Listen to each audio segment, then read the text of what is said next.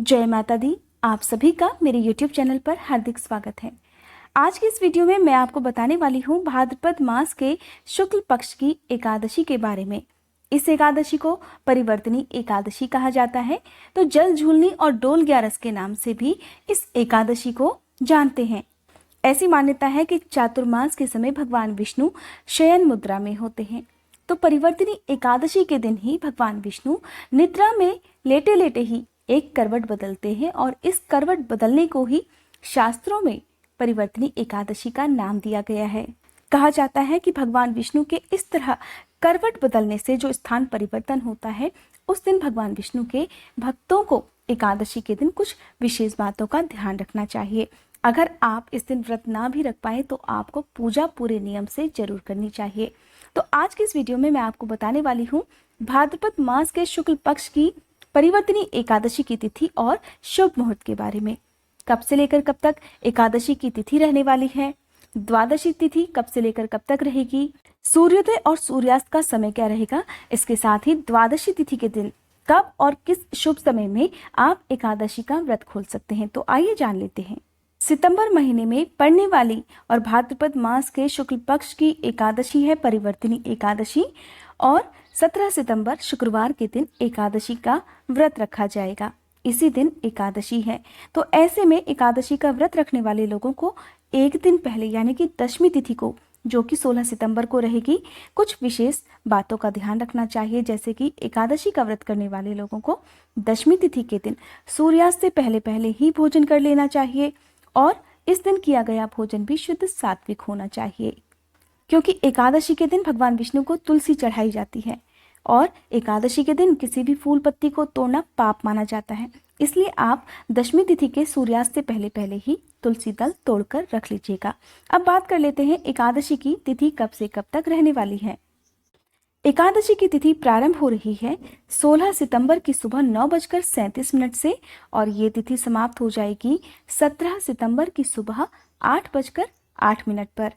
परिवर्तनी एकादशी के दिन भगवान विष्णु के वामन अवतार की पूजा करनी चाहिए, क्योंकि भगवान विष्णु वामन रूप में ही चातुर्मास के समय पाताल लोक में निवास करते हैं।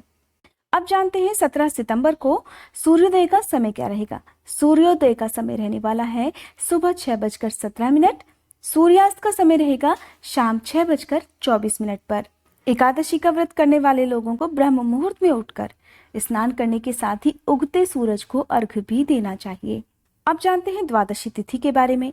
17 सितंबर की सुबह 8:09 से द्वादशी तिथि प्रारंभ हो रही है, जो कि समाप्त हो जाएगी 18 सितंबर की सुबह 6:54 पर।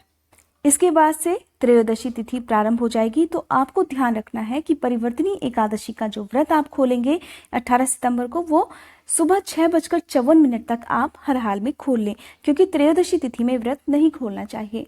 अब एकादशी व्रत खोलने का जो शुभ समय है वो रहने वाला है 18 सितंबर शनिवार को सुबह 6:17 से 6:54 तक, क्योंकि एकादशी का नियम होता है कि अगले दिन व्रत तभी खोलना चाहिए जब सूर्य उदय हो चुका हो।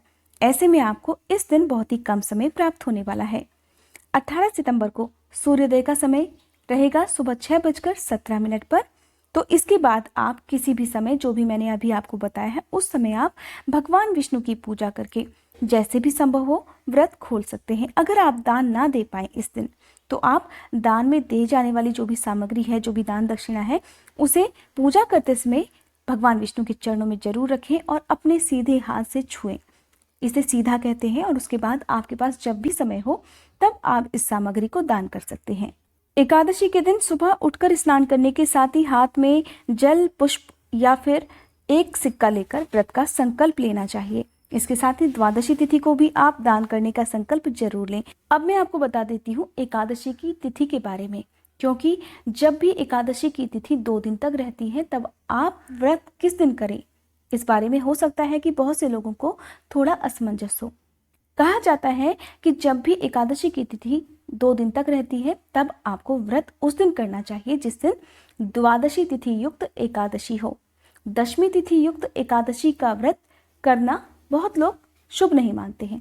ऐसे में आप क्या करेंगे कि 17 सितंबर को व्रत रखेंगे और द्वादशी तिथि जो कि अगले दिन सुबह समाप्त हो रही है उस दिन एकादशी का व्रत खोल लेंगे।